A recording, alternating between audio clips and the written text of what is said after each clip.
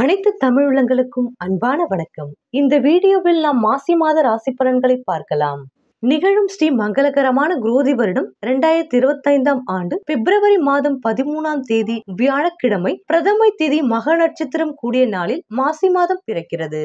மாத தொடக்கத்தில் கிரகங்களின் சஞ்சாரத்தை ஆராய்ந்து பார்க்கும் பொழுது ரிஷப ராசியில் குரு, சிம்ம ராசியில் சந்திரன், கன்னி ராசியில் கேது, கும்ப ராசியில் சூரியன், சனி மற்றும் புதன், மீன ராசியில் சுக்கிரன் மற்றும் ராகு என கிரகங்கள் சஞ்சரிக்கின்றன. சூரியன் மற்றும் சனி சேர்க்கை இந்த மாதம் முழுவதும் நடைபெறுகிறது. ரிஷப ராசியில் குரு, மீன ராசியில் சுக்கிரன் என பரிவர்த்தனை ஆகின்றார்கள். மாசி 9ஆம் தேதி மிதுன ராசிக்கு செவ்வாய் வக்ர நிவர்த்தி ஆகிறார். மாசி 14ஆம் தேதி மீன ராசியில் புதன் நீச்சம் அடைகிறார். மாசி மாதம் பல வகைகளிலும் சிறப்பு வாய்ந்த நாளாக ஆன்மீகத்தில் பார்க்கப்படுகிறது. இது இறை வழிபாட்டிற்கு உரிய மாதமாகும். ஒவ்வொரு மாதமும் ஒவ்வொரு தெய்வத்தை வழிபட சிறப்பான மாதம் என சொல்வார்கள்.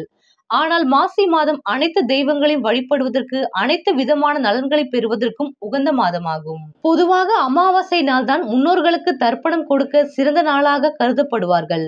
ஆனால் மாசி மாதத்தில் வரும் பௌர்ணமியில் முன்னோர்களுக்கு தர்ப்பணம் கொடுப்பது மிக சிறப்பான பலன்களை தரும் என கூறப்படுகிறது. 12 ஆண்டுகளுக்கு ஒரு முறை கும்பகோணத்தில் நடக்கும் மாசி மகாமகம் இந்த மாதத்தில் தான் நடைபெறும். மாசி மகம் என்பது மாசி மாத பௌர்ணமியுடன் சேர்ந்து வரும் மக நட்சத்திர நாளாகும். இது இந்துக்களால் கொண்டாடப்படும் ஒரு சிறப்பான நாளாகும். மாசி மகம் நாளில் கடலாடும் விழா கொண்டாடப்படுகிறது.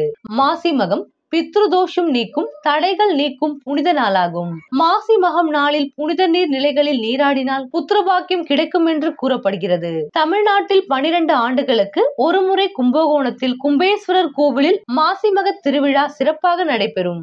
இந்த ஆண்டு இத்தகைய புண்ணியம் வாய்ந்த மாசி மக பெருவிழா பிப்ரவரி மாதம் 24ஆம் தேதி சனிக்கிழமை வருகிறது.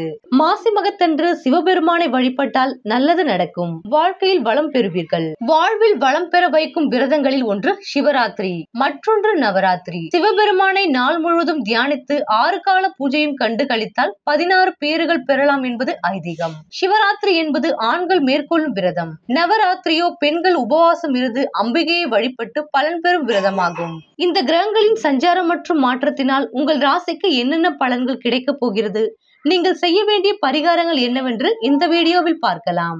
கன்னிராசிக்காரர்களுக்கு இந்த மாதத்தில் நல்ல மாற்றங்கள் உண்டாவதற்கான சூழல் ஏற்படும். ஆன்மீகம் சார்ந்த விஷயங்களில் நாட்டம் அதிகரிக்கும். ஆன்மீக பயணம் மேற்கொள்வதற்கான வாய்ப்புகள் உண்டாகும். நிதி சார்ந்த விஷயங்களில் புதிய வாய்ப்புகளும் நன்மைகளும் கிடைக்கும். குடும்ப வாழ்க்கையில் மகிழ்ச்சி அதிகரிக்கும். உடல் ஆரோக்கியத்தில் முன்னேற்றம் ஏற்படும். நீண்ட நாள் ஆசைகள் அனைத்தும் நிறைவேறும். புதிய வாய்ப்புகள் கிடைக்கும். குடும்ப வாழ்க்கையில் மகிழ்ச்சியும் உங்களின் ஆரோக்கியமும் மேம்படும்.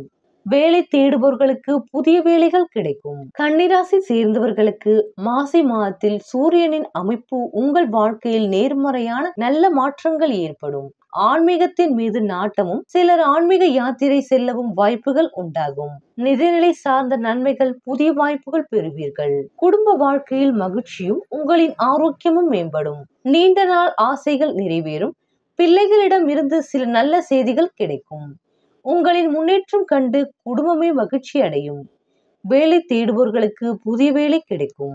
கன்னிராசி அன்பர்களே, உத்திரம் 2, 3, 4ஆம் பாதங்கள், அஸ்தம் சித்திரை 1, 2 பாதங்கள், கிரகநிலை ராசியில் கேது, பஞ்சமஸ்தானத்தில் சூரியன், புதன் ரணருண ரோகஸ்தானத்தில், சனி களத்திரஸ்தானத்தில், சுக்கிரன் ராகு பாக்கியஸ்தானத்தில், குரு தொழில்ஸ்தானத்தில், செவ்வாய் என கிரகநிலைகள் உள்ளது.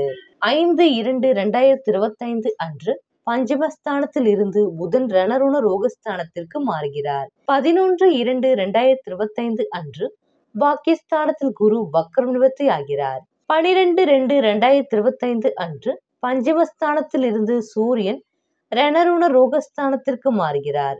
21/2/2025 அன்று தொழில்ஸ்தானத்தில் செவ்வாய் வக்ரம் நிவர்த்தி ஆகிறார். 26/2/2025 அன்று சுகஸ்தானத்தில் இருந்து புதன் பஞ்சமஸ்தானத்திற்கு மாறுகிறார். கன்னிராசி அன்பர்களே, உங்களுக்கான பலன்கள்.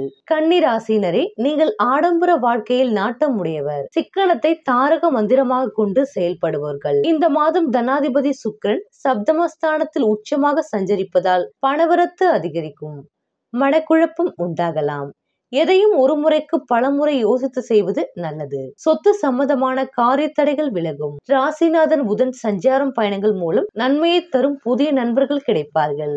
தொலை தூரத்தில் இருந்து வரும் தகவல்கள் நல்லதாக இருக்கும். ராசிநாதனும் தொழில் ஸ்தானாதிபதியுமான புதன் பஞ்சம பூர்வ புண்ணிய ஸ்தானத்தில் நட்பாக சஞ்சாரம் செய்கிறார். தொழில் வியாபாரத்தில் இருந்த தொய்வு நிலை மாறி முன்னேற்றம் உண்டாகும். லாபம் அதிகரிக்கும். திறமையான பணியாளர்கள் அமைவார்கள். உத்தியோகத்தில் இருப்பவர்கள் திறமையாக செயல்பட்டு சாதகமான பலன் காண்பார்கள். சக பணியாளர்கள் உங்களுக்கு ஆதரவாக இருப்பார்கள். குடும்பாதிபதி சுக்கிரனின் உச்ச பலத்தால் குடும்பத்தில் இதமான சூழ்நிலை நிலவும். உங்களது கருத்துக்கு மாற்று கருத்துக்கள் இருக்காது. கணவன் மனைவிக்கிடையே மகிழ்ச்சி அதிகரிக்கும். குழந்தைகளின் செயல்பாடுகள் மன திருப்தியை தரும். வேடிக்கை வினோதங்களை கண்டு களிக்கும் சூழ்நிலை ஏற்படலாம். சுப நிகழ்ச்சிகள் தங்கு தடையின்றி நடைபெறும். பெண்களுக்கு தொலைதூர தகவல்கள் மன மகிழ்ச்சியை தருவதாக இருக்கும். பயணங்களால் சாதகமான பலன் கிடைக்கும். திருமணம் சம்பந்தமான முயற்சிகளில் வெற்றி கிடைக்கும். கலைத்துறையினருக்கு கண்ணோய் ஏற்படலாம். வேலை தவறி உணவு உண்ணும்படி நேரலாம். வீண் வார்த்தைகளை பேசுவதை தவிர்ப்பது நல்லது. கூடுதலாக உழைக்க வேண்டியிருக்கும். அரசியல் துறையினருக்கு அதிகம் பணியாற்றுவதால் உடல் சோர்வு நேரலாம். மேலிடத்திடம் வீண் பேச்சுகளை தவிர்ப்பது நல்லது. ஏதாவது வேண்டாத பிரச்சனை தலை தூக்கலாம். யாரிடமும் வீண் சண்டையை தவிர்ப்பது நல்லது. மாணவர்களுக்கு கல்வி தொடர்பான விஷயங்கள் சாதகமாக முடியும். திறமை வெளிப்படும். உத்திரம் 2, 3, 4 பாதத்தில் பிறந்தவர்களுக்கு இந்த மாதம் உடல் ஆரோக்கியம் உண்டாகும். பணவரத்து திருப்தி தரும். பயணங்கள் செல்ல நேரிடும். விருந்து நிகழ்ச்சிகளில் கலந்து கொள்ளும் சூழ்நிலை உருவாகும். முக்கிய நண்பர்களின் உதவி கிடைக்கும். சிலர் புதிய வாகனம் வாங்குவீர்கள்.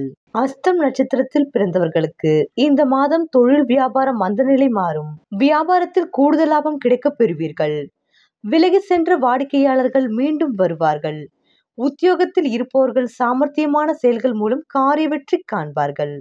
சித்திரை 1, 2 பாதங்கள் இந்த மாதம் குடும்பத்தில் மகிழ்ச்சியான நிலை காணப்படும்.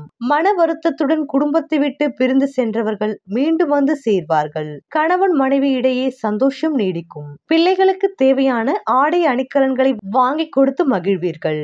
பரிகாரம் என்னவென்று பார்க்கலாம். பெருமாளுக்கு துளசியை அர்ப்பணித்து வணங்க எல்லா நன்மைகளும் உண்டாகும். குறைகளும் நீங்கும். அதிர்ஷ்ட கிழமைகள் புதன், வெள்ளி.